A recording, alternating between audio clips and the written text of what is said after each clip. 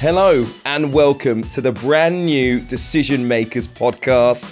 This is the podcast that's going to take you into the boardroom where football's biggest decisions are made, revealing to you all of the secrets of an industry that we all love, all right? And we're going to hear from the people, I think, that know it best along the way. So thank you for joining us on that journey. I'm Hugh Woozencroft. You might know me from a TV screen or radio station near you. Alongside me, a wealth of experience. Curtis Davies, the former Birmingham City, Hull City defender, Sierra Leone international defender as well, who's played for a host of clubs in the Premier League and EFL. And Marlon Fleischmann, who's the co-owner and managing director of Unique Sports Group. Just to let everyone know, if you don't know what Unique Sports Group is, they manage some of the biggest players in the game. Top talent across Europe, the likes of Reece James, Hakan Çalhanoğlu, Brennan Johnson, and many, many more. And we'll be diving into your experience throughout the course of our conversations. We're very delighted to say joining us for the first episode from Nigeria is Nigeria and Fulham defender Calvin Bassey. Hi, Calvin. How are you getting on? I am upset I didn't get a shout out. I thought so too. As he was naming, I was thinking, expecting a shout out. Yeah. I'm on the show. I thought it was going to be as well as welcome Calvin Bassey, but thank you. That was Hugh, not us. That was Hugh. Big Reece, big Brendan, the shout out. I can only apologise, Calvin. Yeah, top of the roster. Delighted to have you with us, as I say. And episode 1 today is titled Anatomy of a Transfer. Going to explore something that I think we all know in football. Some love, some don't. We used to have transfers happening at any time of year. Now it's in the summer and in January, particularly in Europe. And it is big, big business for football clubs and us in the media as well. I think fans discuss it more and more as each year goes by. So lots for us to discuss.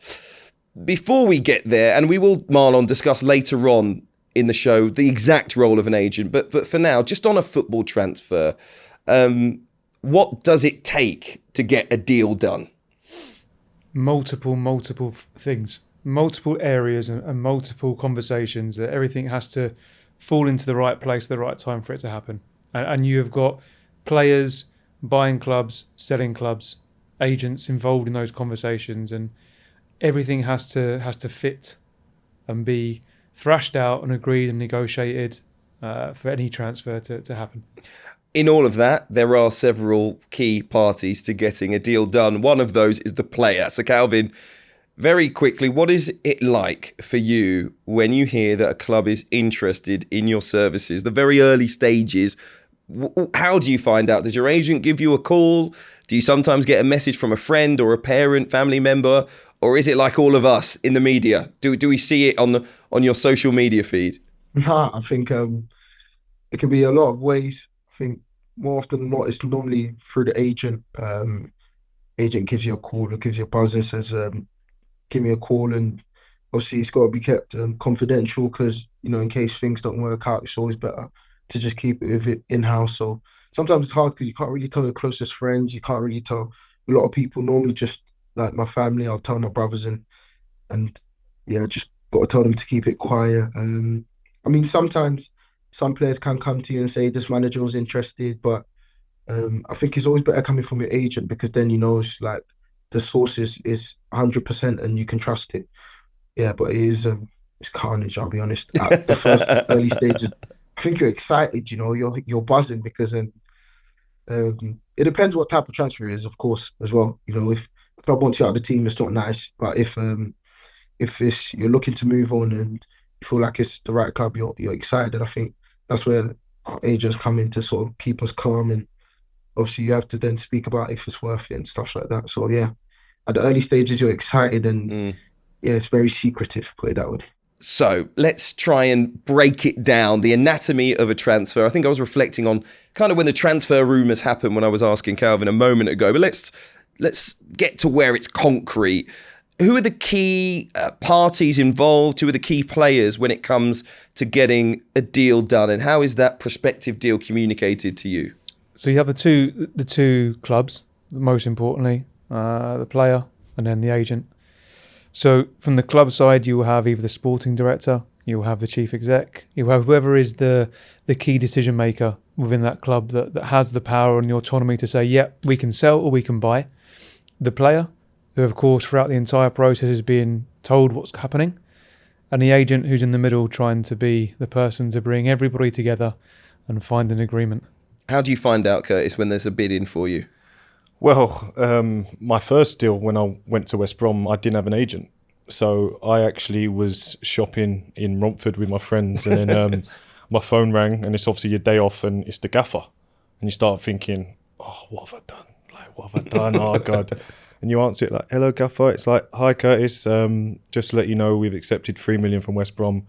We need you to go talk to him. I was like, all right, thanks. And I kind of put the phone down, and it's like, well, what do I do now? So I kind of had to ring Bobby Barnes at the PFA, who did my contract with Luton. And then from there, got in the car with Bobby, and then met my agent, Phil. And then we went up to West Brom to have talks. And it was just kind of, that's the way I found out my first one, because it was literally, I knew there was interest, and the manager was always telling me, our clubs are coming to watch you and stuff like that, but never said who. And all of a sudden, West Brom's come out of nowhere, and I'm up there trying to thrash out a deal. And again, it's a difficult situation, because if you speak about the role of an agent in it, my agents are the PFA. Now, whilst they were looking after my best interests, there's still a slight hesitance to be too pushy, because they understand the club side as well. Yeah. So maybe when you've got an agent, it can maybe go a little bit more ruthless and a bit more cutthroat. But my situation was more about having to show personal strength and walk away from the deal for it to be done, rather than kind of the agent pushing it to the limits. So is the process exactly what we'd expect it to be? Club A sends, I don't know, email, phone call over to Club B. We're interested in this player, willing to, I don't know, offer this amount. However they get to an agreement, and then do you come in, they let the agent know, or do you know about bids at that stage? Yeah, the conversation cycle starts a lot earlier than that initial offer. And it goes back to the relationship that you have with the club that your player's playing at. If your player's not playing and you're transferring because you need minutes, you're having constant dialogue with that club saying, look, listen, it's probably the right time that the player moves on. We've got the window coming up. Look, come on, what are the terms by which that player can move? So you have an idea, and you almost want their blessings to go to market and say, okay, fine, if you can bring an offer within this sort of area, then we're good to go. The other side is, if the player's performing well and in the team and the star, you're having conversations going, look, listen, you know there's going to be interest, and you know there's going to come a time where I'm going to knock on the door and go, look, it's time to go because he's outgrown it, or there's a better challenge. And again, it's always better for me to be up front and have a strong relationship with the club the player's at, and have those dialogues nice and early so we can all manage the moving parts.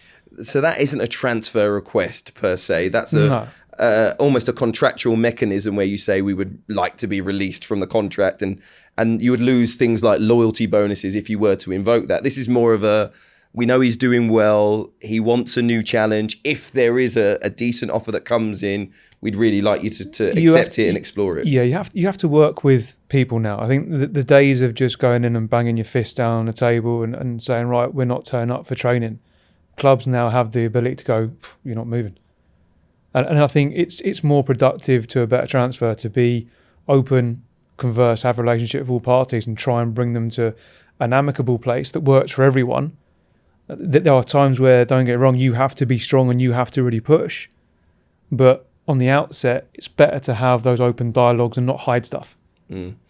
Calvin, when a bid is accepted for you, you mentioned the conversation with your agent. What kind of questions are you asking? What are you most interested in as a player about the place you're heading to?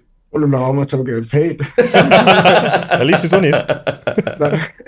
Now, of course, I think the first initial conversation is the offer. Of course, it depends on the club, and we have a conversation of how I could fit into the club and if it'll make sense, because at the end of the day, it's like, I want to be comfortable there. The location's got to make sense. How far is it from home? Is it easy to get home? Stuff like that. If it's abroad. And then, of course, after that, you move on to the contract, how long, and if you can fit in the team. but the most two important factors for me have always been how I fit in the system and the manager, and how if I'm gonna play, if I go to that club. And I think those are the most important things for me. You speak about location. You've not made it easy for yourself. You've gone from Leicester to Rangers to Ajax back to London. Now, when you're talking, you're talking about the location. Is it, is there a good flight from Glasgow to London and Amsterdam? Is it a good commute? Yeah, to be fair, they both had trains I could take and flights. So there was numerous ways I could get home. So that was good. That was good. But yeah, I mean, they weren't easy. I think obviously my first one from Leicester to Rangers, I sort of knew this was my building years, so I had to make a lot of sacrifices. I couldn't be with friends, family. I had to go somewhere where I didn't have a clue or know what I was getting into for the better of my career. So I think sometimes it just depends on where you are in your career. As Marlon said, does the club want you out, or are you looking for a new challenge? And I think at that stage when I moved from from Leicester to Scotland, I was looking for a new challenge, and I had to maybe, go in a location where I wasn't familiar with, but better for my football career. To end up back in London, so yeah, no, I'm happy now. Yeah, very, very happy indeed at Fulham, I'm sure. But, you mentioned the word challenge there. Absolutely, you did that. You moved to titans of football clubs, which must have been daunting, with all due respect to Leicester City, to go to Rangers, the passionate support that they've got in Glasgow, Ibrox, we know what the atmosphere is like there, to go to Ajax, one of the biggest clubs in the history of football, and the pressures that come with that as well. When you're sitting down, when you go into a room with the big figures at clubs like that, it surely was a scary experience. Yeah, I mean, it was more overwhelming. I was just like, for me, I was like, no way. I just started remembering like when I was 15 and I had no football club, and like right now I'm going to like Rangers to go and play Europa League, Champions League football, and I'm just rattled. Like, it's just real. Do you know what I mean? But excited at the same time. But yeah, it was, can't lie, it was crazy for me because I would never imagined I'll be where I am. So for me, I was just a blessing, Yeah. We've spoken between us about obviously the fact of having family around you and that, and the fact that you're saying you took yourself away from your friendship group and took yourself away from your family to kind of learn more about yourself. How much has that put you in good stead, not only with the Rangers move and actually successfully moving on to Ajax and then being over in Ajax on your own, but also how much was there an appreciation that when you got back to London, I'm back and now I'm a man now, rather than kind of being that young boy that's been running around with his mates all the time? Yeah, so I think it was actually the perfect thing for me because, just as you said, I felt like if I'd moved to London at 20 years old, I probably wouldn't have been as focused or wouldn't have had as much discipline. And but the fact that I had to go away and just focus on football and become a man, really, it made me realize how important my career is to me, and made me stay away from things which I knew could be a distraction. So like, don't get me wrong, in London, like I like to meet my friends and go out for dinner and stuff like that. But I think there's a time for everything, I believe. So, when after a game, we can go out for dinner, and then Monday, Tuesdays, of course, I've got training. So I think I'm able to communicate that with them also, and have that self-control to be able to say no to certain things on certain days of the week where I know I've got training or match. And I think just that development in my personality, being able to say no, helped me be where I am today, and obviously hopefully I can be more successful from it. Good to hear that you've got that grounding, Calvin, and we're going to come back and talk about the influence of your family a little bit later on. But let's go through the process of a transfer, Marlon. So the clubs identify the target that they want. You mentioned the bidding process and the negotiations, the conversation starting before the negotiations, excuse me. Once you're in that period, agent and player, how does it work? Where are the nerves at in terms of getting a deal done? Do you sit back and go, well, I don't know, how often does it fail? Let me put it that way. Are you 100% every time the bids are going back and forth, there's a deal that will definitely get done here? Or do we, as football fans, not know how many bids are actually failed bids? There are a lot more transfers that don't happen than do happen. And I think you're absolutely right. There are a number of times you'll go through the transfer process and the numbers don't work. It either doesn't work from a club perspective or it doesn't work from the player's perspective. But as I said, they don't always happen. Just because a bid gets accepted or a bid gets made, that doesn't mean there's a right for that transfer to happen. Yeah, that was an example of what happened to me when I was leaving West Brom to go to Aston Villa. There were bids coming in, and I was aware of the bids that were coming in. And even when I spoke to the manager, he was open with me and telling me, but you're just waiting for the right one to get accepted because, you know, unfortunately, clubs will drip feed at times. They'll try it on, obviously. So, you know, if you've got clubs putting in multiple bids and then you think, well, actually, this is a realistic one, that's maybe at the time when you start to get a little bit more stressed, a little bit more anxious on, oh, it could happen. But if it doesn't, that's when you're a bit more lose your head because you're like, I think that's a realistic bid. I should have gone. And sometimes that's the thing that happens. But I think it's managing the process, right? If you've had the conversation early, you'll know where the parameters are, what's acceptable, what's not acceptable. You cannot get your player excited if the club bidding is miles off the valuation of the current club. So there's an element of saying to a player, look, some bids have gone in, so you're aware, but you have to level that and go, look, there's a long way to go here. There's an element of moving the goalposts as well. There are clubs that move the goalpost as they think there's more players, more teams interested in the player. All of a sudden, if it were 4 million at one point, now there's 4 clubs interested. Actually, we're thinking about 5.5, 6 to get it done. And that's the issue. It's as long as the clarity and the relationships, like Marlon said, with clubs are strong, that they give you their word on, we'll let them go for this, and there's no kind of moving along the way. But a lot of them are good with words, but then when it comes to actual offers, if there's loads of people interested, they'll try and push it to whatever they can get. Yeah. Of course. Listen, clubs, if you're selling, you want to maximise your asset, right? You'll try and stoke up as much interest, and before you accept that offer, you will do a call round of other clubs to make sure they're not in the running. But that's gamesmanship. But as I said, if you've got some criteria by which you know a transfer is going to do, you have to dig your heels in. Do you sometimes try and take control of the process? You have to. In that, you know, information might be out there. Clubs might know that there's a certain amount of money that they need to offer. You may be helping the process along. I think you're there to make sure that deal happens for the betterment of everyone involved in that deal. If you've got 2 immovable objects, if they just keep butting heads all day, that deal's never going to happen. So you have to get in the middle of it, and from both sides, make that happen. And that means moving people, making them understand that maybe their valuations on day one are a little bit high.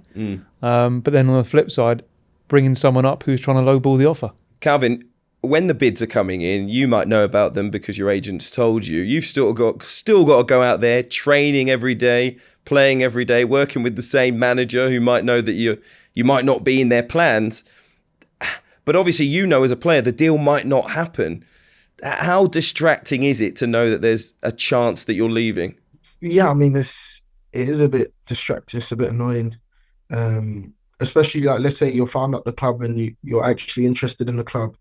So you're sort of like semi-sorting things out. I'm lucky because it's just me, but imagine the guys who've got kids and wives, and so you're trying to sort out things and trying to move stuff back home or where it may be, and hoping it goes through.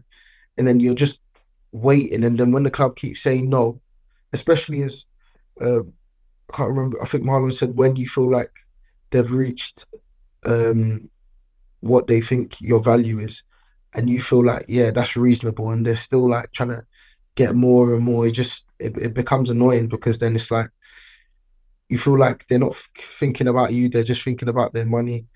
So it can be hard at times. But yeah, I think as a player, you just got to get on with it. You know, you just got to try to keep your head down and just train, because it's better you not take advantage, but use the club you're at. You know, even though you might move tomorrow in a week, just train, stay fit, so you go into your new club as fit as possible and as ready as possible. You know, so I think that's always how I've tried to look at it. You know, don't waste a day of training. Yeah. And how often are you calling your agent, texting them for updates during this period? No, I think me personally, I like to be in the loop.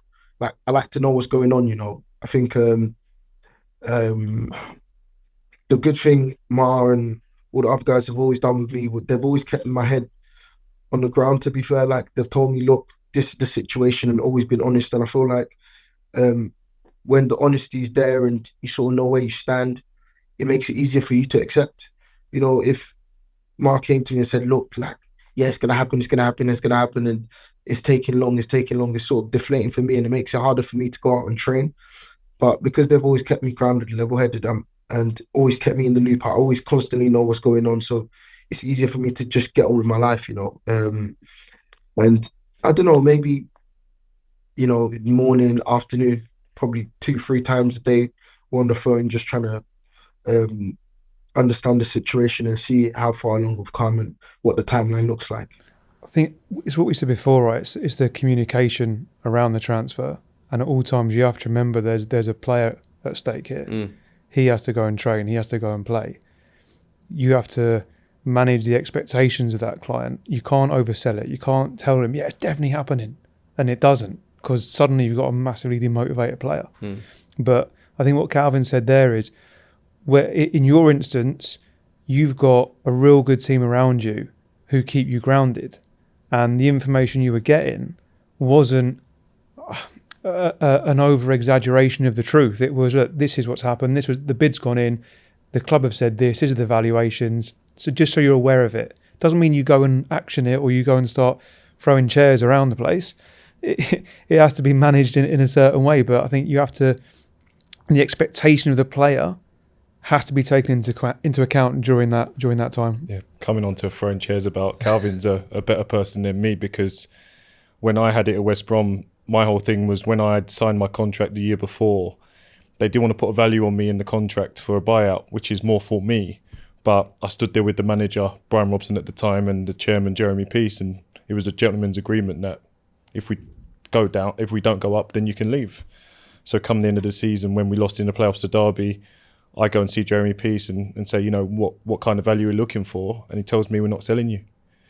So my side was, well, it's one thing they're saying they're not selling me, but also they're not even giving me a value. So then I'm going in and I'm then having to be the pantomime villain by putting in transfer requests and trying to be clear that I want to leave. And then coming back to my point about a value that I thought was realistic, at that moment when that value went in, that's when I became a different person. And me that's the nice person and all that is lovely.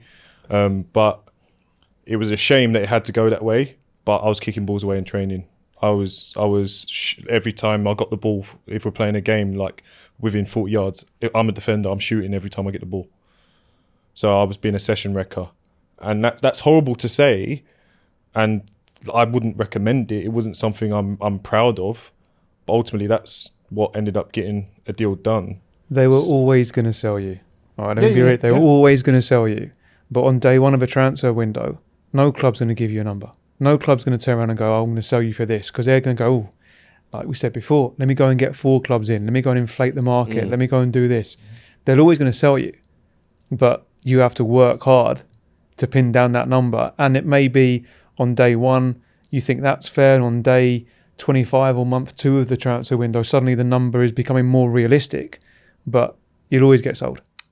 It does, though, beg the question of a release clause, Marlon, and that is something that we're often talking about in football now. We're seeing Barcelona give their players £1 billion release clauses, you know, for youngsters that just came out of the academy. Why is it so important for clubs now that there are release clauses for some players, not release clauses for others? So there's no right to have a release clause. I think it's a lot more prevalent and commonplace in Europe. Do you ask, or does the club ask? Yeah, we always ask. So it's the player that usually asks for the release clause. Yeah, to be you would instead. try and set. You go into one transfer with one eye on the next, and if you can pre-write what the exit looks like, you know what you're working towards. And I think, like Curtis said, if that's in there, you know what clubs have got to pay. The reality is that very, very few clubs give buyout clauses. You can be creative if you're joining a team maybe near the bottom of the league and you put a relegation release clause in or something along those lines. But clubs are very reluctant, especially now. We'll come on and we'll talk about the financial areas of the game, but clubs are very reluctant now to put a number in for a player whereby in 2 years' time, 3 years' time, that number could be too cheap in their eyes. In my eyes, they could put a number in that's way too high. The question is, how are you putting a number in that's going to accurately reflect where the transfer could be in 2-3 years? And I think the club's default position is to say, no, I'm not having a buyout. And I think the media sometimes pertains that every player has a buyout in the contract. They're rare. They're actually quite rare. And you do fight to put them in. There are times where you can, and we have. And there's times where you are butting heads, and you just know the club are not going to do it, and they've never done it at that club. Would it more, if you're talking about they're rare, would it more be the likes of, I'm only using this as an example just because of a player that is recent, is you get a Ross Barkley as such that turns up to a Luton Town and is almost, it's beneficial for him in terms of he's getting his market back and getting his level back and his fitness and everything, but it's also beneficial to Luton Town because they've got Ross Barkley. Is it more often that it's kind of that, let's say, superstar that I guess drops down his level, that if he's going in there on a free, they then maybe tie a small amount in terms of compensation on his head, that if he does go on after? It's the leverage in the negotiation. It's the leverage you have going in there that dictates how hard you can play that negotiation. And I think for me, if you look at the Ross Barkley situation, that's a proposal that worked perfectly for Luton. It worked for Ross. It protected Ross that if he did fly and Luton got relegated, he could leave. But it also protected Luton as a reward for saying, look, we're going to give you that platform to go and be the main man again. And he's done that. And off the back of that, Luton, albeit on a relegation, financially they did well out of it. Ross did well out of it. And that worked. And I think it goes back to what I said before. You have to work with all parties here to find clauses or get outs or whatever you want to call them that work.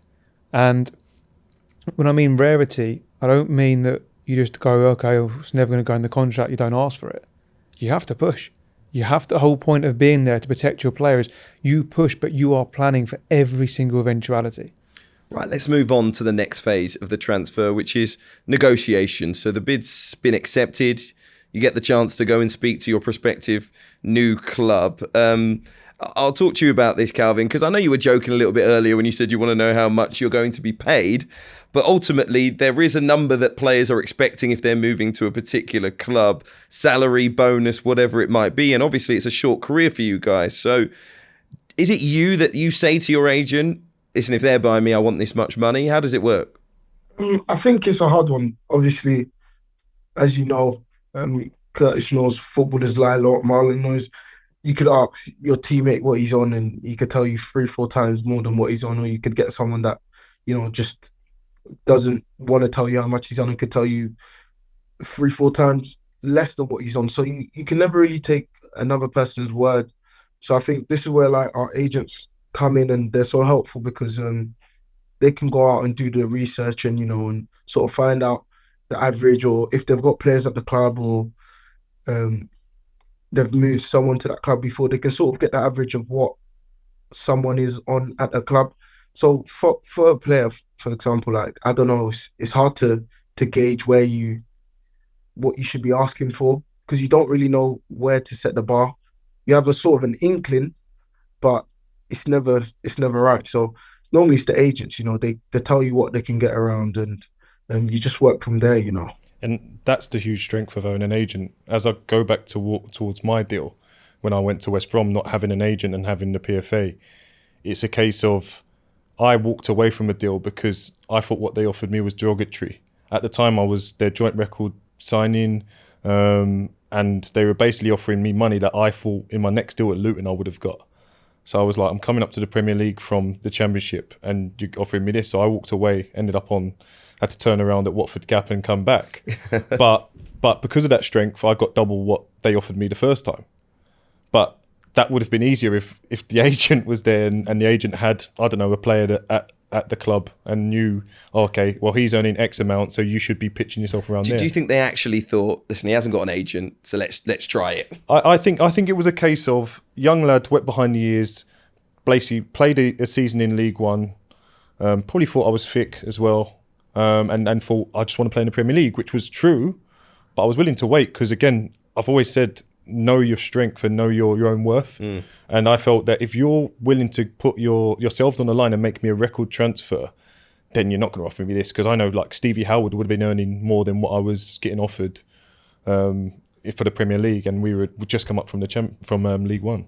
And there's a lesson in football: you don't get what you deserve. You don't get what you think you're going to get. You get what you negotiate, and that's when we talk about leverage and pushing. No club is going to give you what you want, and it's your role as both the player and the agent together as a team, working together to go and push those terms and sort the valuations. We often see reported that personal terms have been agreed between a club and a player, at least reported in the media, before a bid's been accepted or even gone in between two clubs. Does that work now? And is this notion of tapping up, which was big in Curtis's time, is that gone out of the game now? Because, I don't know, can clubs make contact with you? You can't generally keep things secret. And we talk about transfer rumours, it's everywhere. You can't. There's very few invisible transfers that suddenly just happen. I think, in the communication that we have with the clubs, they'll be like, well, would he want to go there? And I'm like, well, do you want me to find out? And they sort of give them permission to say, right, go and have the talks and see if you'd actually go there. Once another player would actually go, then maybe retrospectively they'll start talking about the actual financial side of it on the transfer fee. But it's all down to permission. And the permission is, okay, you can talk to them. Okay, go and see what they're saying. But in terms of tapping up, I think it's a lot more sophisticated now. There's no more. I think people are a lot more wary of sitting in hotel lobbies and overhearing personal terms being discussed. I think the wording that often is used, if you use Sky Sports News, is personal terms are not understood to be a problem. But that usually is when this player's moving from Celtic to Saudi Arabia. Personal terms are not expected to be a problem. I bet not, of course. But it's kind of it's understanding that there definitely will be conversations happening. It's the structure of how those conversations happen, and what Marlon said about having clarity with the selling club, with the buying club, and trying to work out the best way to negotiate, getting from A to B without there being any stutters. I used to think that was wrong. I used to think but they can't talk to players before they've even put a bid in. That's wrong. And now I'm on the other side of things where I'm like, what's the point of putting a bid in if you can't afford the players' wages anyway? So let's not waste everyone's time. Are you interested in coming to this club? And if so, how much is it going to take? And if we can't agree on that, there's no point me calling the chairman of said club to find, to try and negotiate an amount for the transfer, which might take weeks and weeks. So I almost understand it now. I think when I was younger, I thought, oh no, it's completely wrong. It's completely wrong. Calvin, let me ask you, because your career has gone from strength to strength over the last kind of 4 years or so, and you've played for some fantastic clubs. Did you ever feel like there was a time that you needed to look for a transfer? And would you call your team and say, now is the time for me to start looking elsewhere? Or have you just been very lucky in that the moves have come at the right time? I think a bit of both. Half fortunate, but I think we always had a plan. We've never gone into a team, or we've never signed for a club without having a plan for the next year, 2 years, and setting some goals, which I think is very important. So I know where I need to be after a year or two, and I'm just fortunate enough after most of the clubs that I've been to, I feel like it was always the time where I needed to move, and it all worked out well to favour me, to be fair. So I think having a plan in place is always important, to just make sure you are where you need to be. And for me, for my transfers, it always worked out. When you sat down at the table to negotiate with the clubs that you were moving to, as a player, what are the things that you want to hear? Might be from the manager, might be from the technical director, might be from the chief executive or chairperson of the club that you're moving to.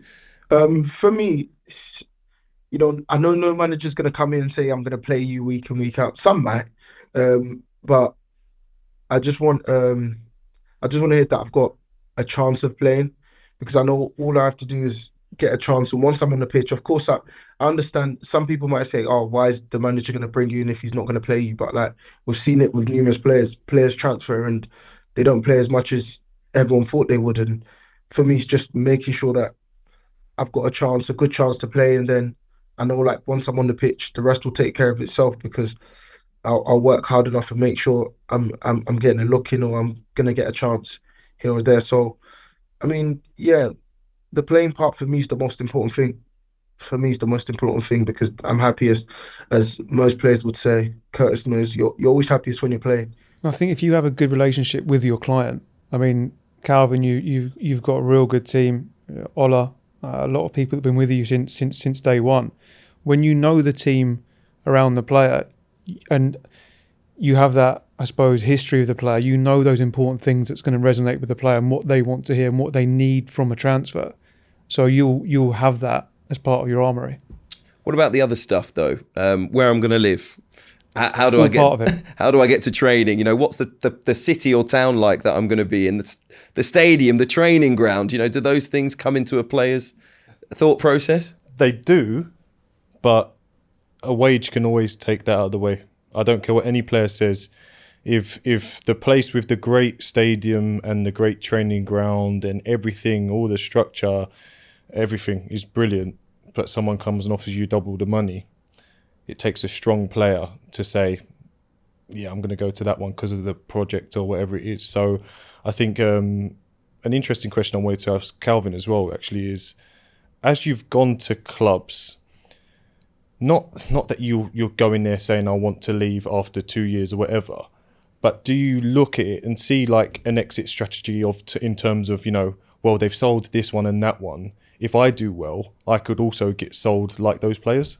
100%. I think that adds to, you know, when you look at the club and you look at which type of club you're going to, you try to look at the transfers and people of similar ages that are at the club to see what's happened with them, when they've done well or if they haven't done so well. And I kind of always make it clear that I'm ambitious. You know, I want to be the best wherever I am. I want to play at the best level. And I think with all the clubs I've been at, I think they're fully aware of it. And of course, I always have, I wouldn't say exit strategy, but I have an idea in my head of, as I said before, we make a plan and that plan stays in my head and where I need to be by the end of 2, 3, 4 years. And of course, the players that have been there is also important, because if you see a theme with a team that plays young players and sells them, me knowing I'm a young player, it kind of gets me not excited, but it's motivation also to be like one of them, and take that step to a higher level. And it shows that the club's also open to selling players and moving players on when they believe the time's right. So I think, yeah, it can work both ways for the player and for the club. It's good to know that Calvin goes into his negotiations in such good faith. Shame about the training ground record, Curtis Davies over here, but there you go. No, I agree with Curtis. Though. Sorry, I agree with Curtis. It all comes back to it. Sometimes the wage can make a difference, though. I can't lie. The wage can make a difference, though. I'm not going to lie. And any player that says the wage doesn't make a difference is a liar, because everyone's always thinking about looking after their family. So it is a very important factor. I won't lie. Okay, fantastic. All right. Calvin's not as great as I thought he was. Let's do a bit of role play then, gentlemen. And Marlon, I'll come to you for this. Let's use Curtis, as he's retired now.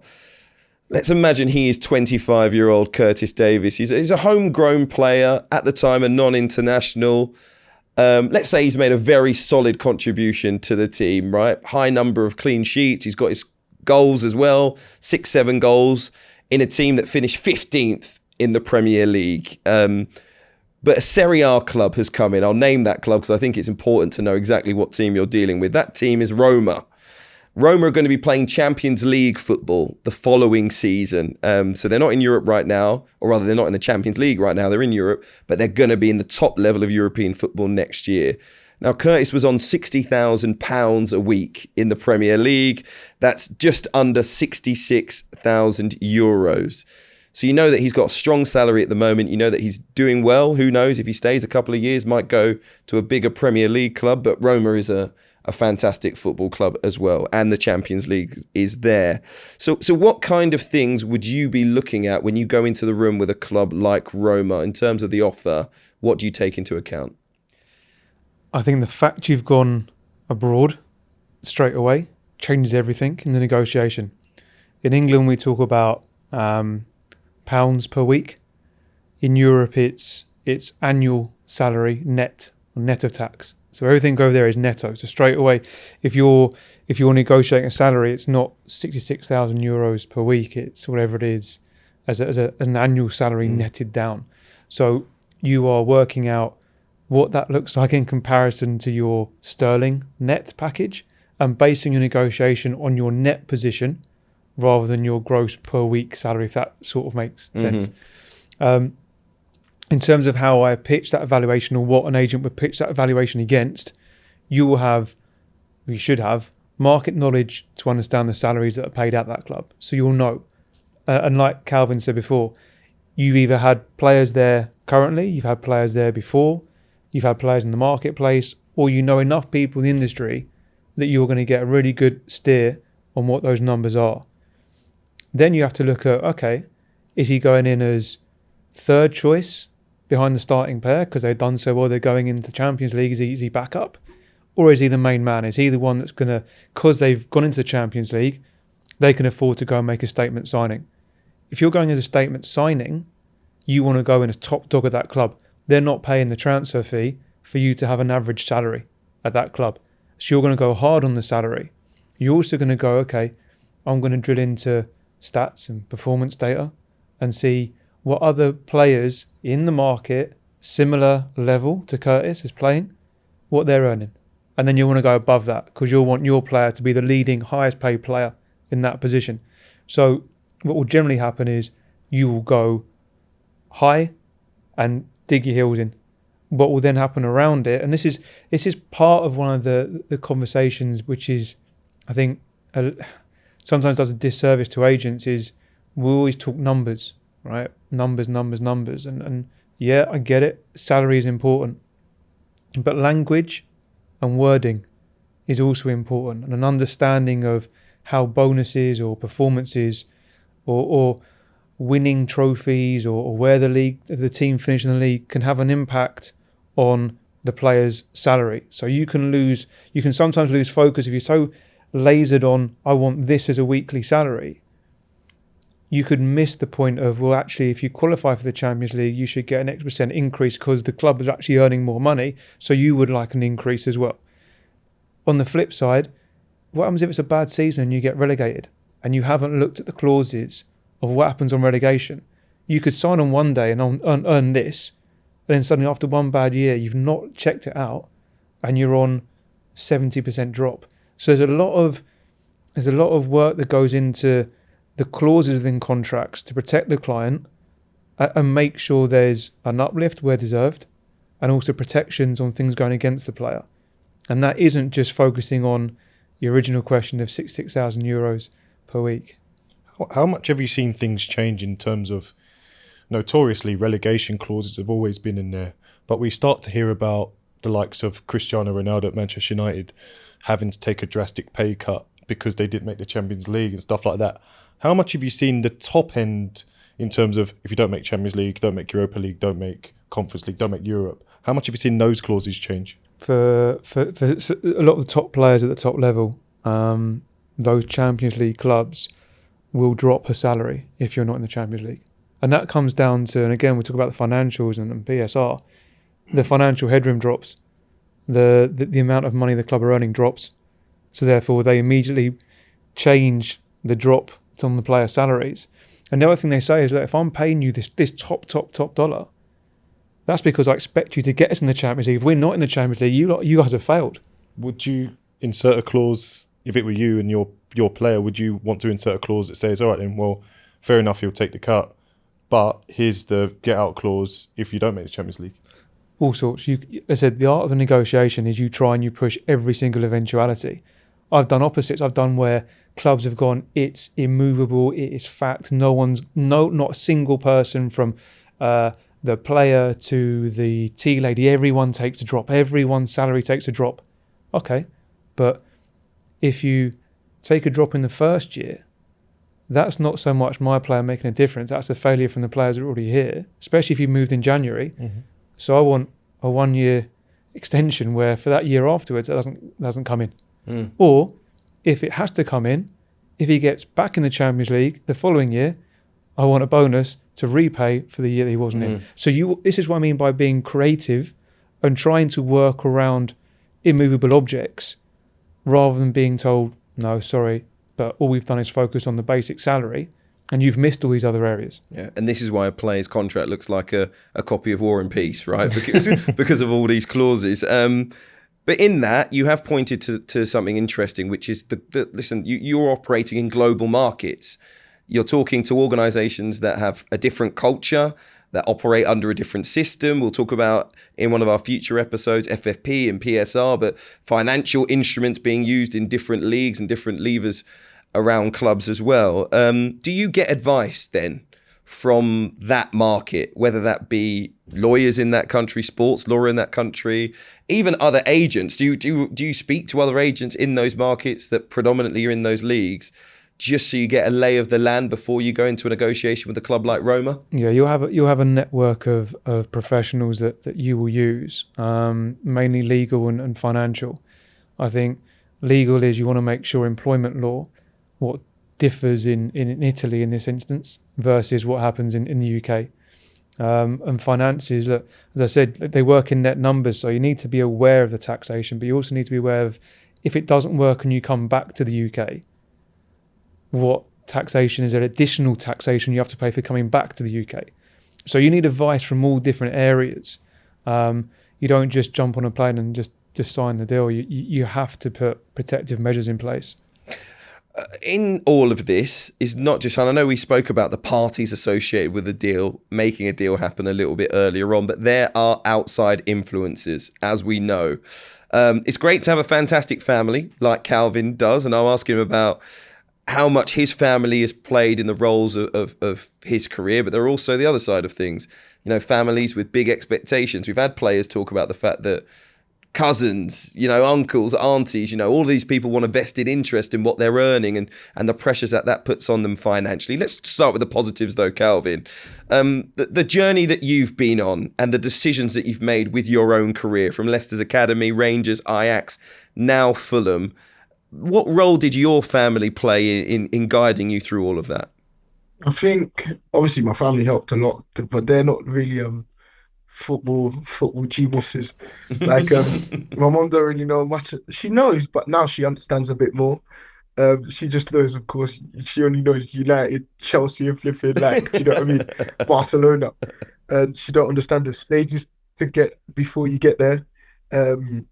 But no, like, for example, my older brother understands football, and I think he just tries to advise me. At the end of the day, the decision is always in my hands.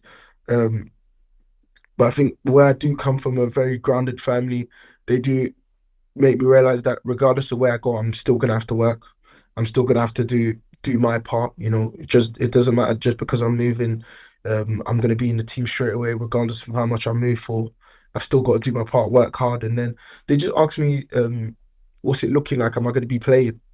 Because I think they all know how I am when I don't play and when I do play. And everyone's always happy, as I said before, when they're playing. So I think for them, the most important thing is me playing. So they just ask me what it looks like. And I think those are the most important things. They just make sure my well-being is going to be okay. And if they can get there, easy enough. Yeah. Calvin, you're obviously away with Nigeria at the moment, and I experienced with Sierra Leone that whilst obviously some players are earning well, they have to divide that up between cousins, aunties, grandparents to make sure they send most of their money home. How much is that? Listen, I know Nigeria is a totally different level to Sierra Leone in terms of the level of player and the level of earnings, but how much they still have to divvy a lot of their money up to their families and stuff like that. Like Hugh said about making those decisions, it impacts you, yes, but it's also impacting that how much you can give your family back home and stuff like that. 110%. I think when you're looking at, like, I always say with my friends, like, when I look at my wage, half is mine, half is like my brothers, like, who I've got to look after, and half of it's mine to do what I want with and save So I always look at it like that. And, obviously, I can't speak for any other culture. With African culture, we're all about looking after our families and helping. And yeah, I mean, obviously, I've got teammates, me, myself. I've got to think about the family I've got back home and what I can do to help them out. So, like, as mad as it sounds, 2-3 grand a week can make a difference. 2-3 grand a week, more or less, can genuinely make a difference with looking after more people. That's why I feel like we always try to, as players, we always want more, not necessarily for ourselves and to live a flashy life, but because we know how many people we have to look after. And yeah, it can be hard at times, but yeah, it's a very important factor. Marlon, how much do families help during this transfer process or hinder? I think some of the best examples of transfers working well and players having good careers is when families and agents can actually work together in a sort of partnership, right? A management team around that player. And there are parts of information and knowledge that families will know about their boy that you as an agent won't know. You've not been there since day one. They have.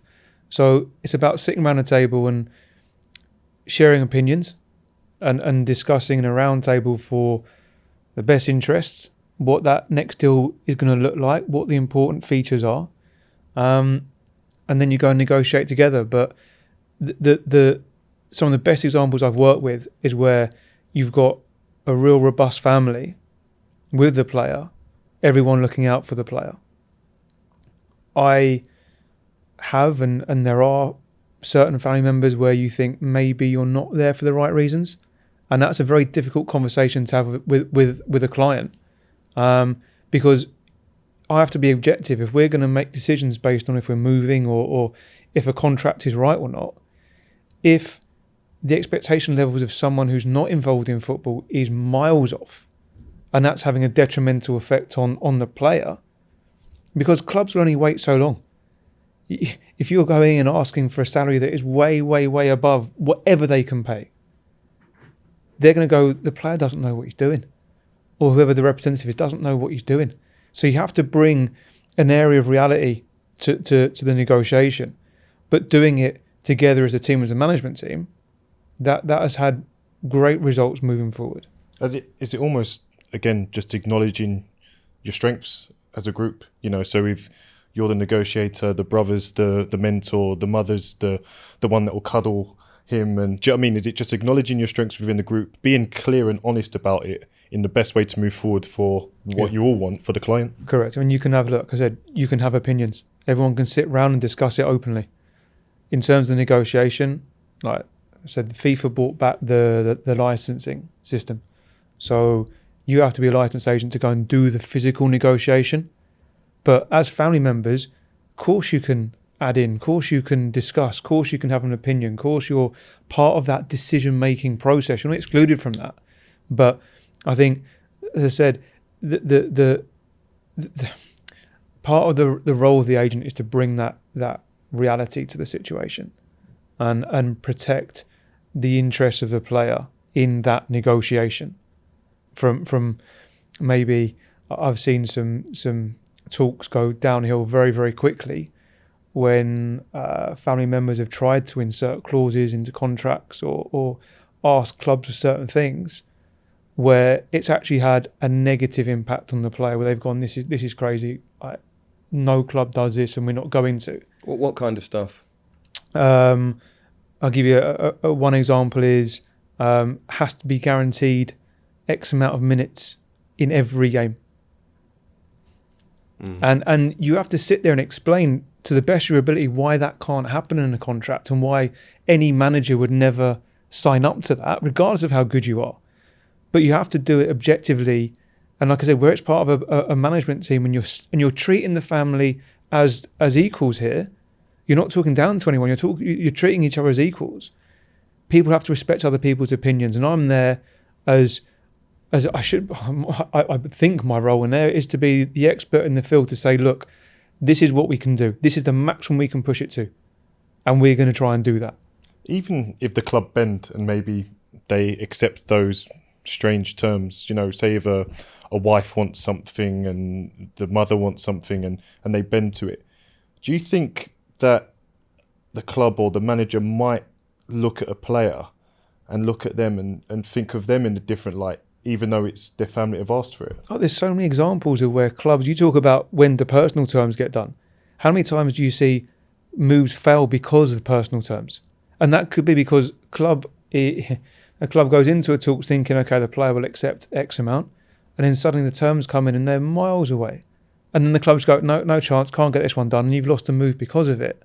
And there is a balance. No player, and Calvin mentioned it at the very start, no one's dumb to this. The most important part is the salary, right? That's a fundamental part of the contract. But at the same time, just because you want 150, 200,000 pounds a week, but you're signing for a team in the Championship, it's never going to happen. Okay, you may read something in the Sun or online and go, okay, I heard that he earns this. The chances are that's false. It's false information. I think, Calvin, you said it before, most players talk up their salaries, right? So you could go into a club really keen and go, I know he earns this because he's a teammate of mine and he told me that. And the club goes, are you sure? And I had this. There was a player, I was speaking to a player and he went in and he said, I know my teammate's on this. He told me, I know it is. And the club went, are you sure? And he went, yeah. And they went, all right, so if we change the name of his contract, just change the name of it, so from his name to your name, keep all the terms correct, you'd sign? And the player's like, yep, I know exactly what it is, so you give me his contract, I'll sign it. It was nowhere near what you thought it was. Taking a pay cut. Yeah, exactly. We haven't got long left, so very, very quickly, Marlon. Deadline day is something that football fans kind of are in front of the TV, in front of the radio, phone, smartphone, information all day long. That final day of a transfer window. Just can you sum it up very quickly into what it's like for an agent? Extreme pressure. But the best thing to remember is that if you have an idea in your head of where a deal needs to get to, you have to be firm and you have to, as much as there's a ticking clock in the back of your head, you can't fear losing a deal and you can't sign up to a deal that isn't right.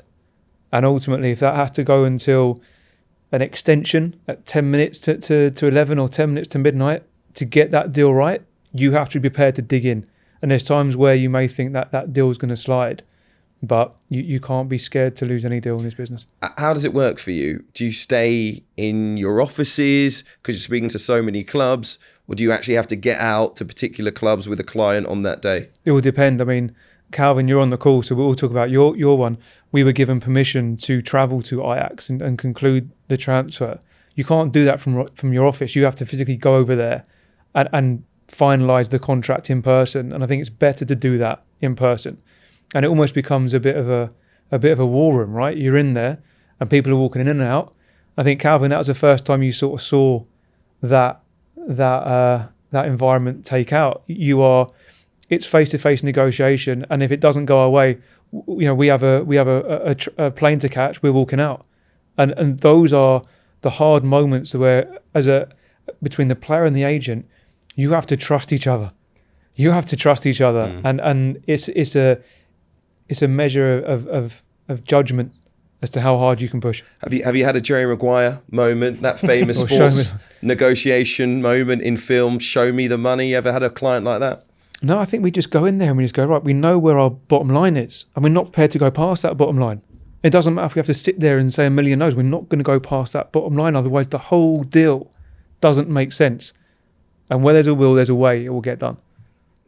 And when it gets done, that's the good thing, I think, for everyone involved, both clubs, you and your client. Calvin, last word on it, that moment for you and your family, whatever move it might be. You've had some great ones, as I say, from Rangers to Ajax now in the Premier League with Fulham. But what's the relief like when you get to finally sign that contract and celebrate with your friends and family?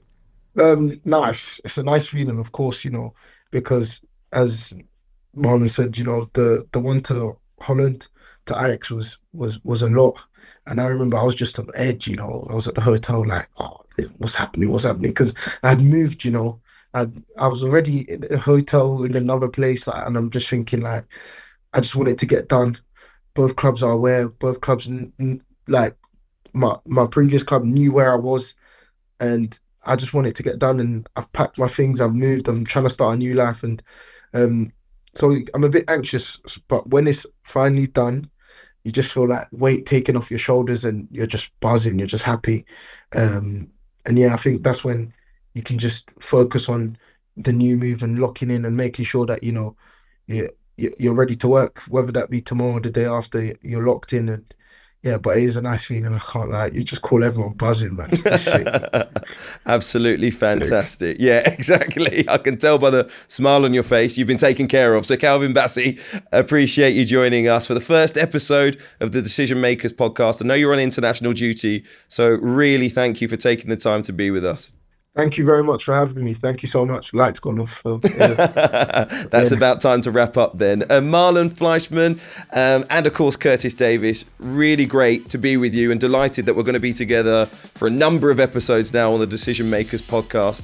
You're with us right from the start, so you are our true crew, right? Okay, so you make sure you're with us all the way through. You can subscribe on social media. You'll get clips in advance of the episodes being released. All of the details are in the description. If you really like the podcast, then make sure you're subscribed. You can leave a review as well. Share with your friends and family if you're interested as well. And we'll be back very, very soon. We'll be discussing some great topics. Scouting, for example, data as well. We'll talk about the relationship between football and the media, PSR, loads of things on the agenda as we take you behind the scenes in this industry that we all love. So we'll see you soon.